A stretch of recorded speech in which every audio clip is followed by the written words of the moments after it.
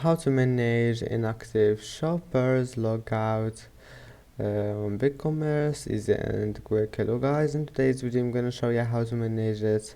First, open your browser and then once you're here, go to settings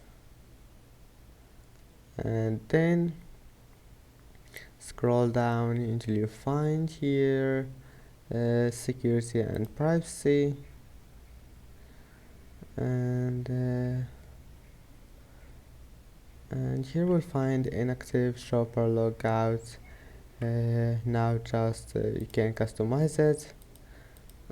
Just select something you want here and manage it, and then click save. And now just go back, it will be saved.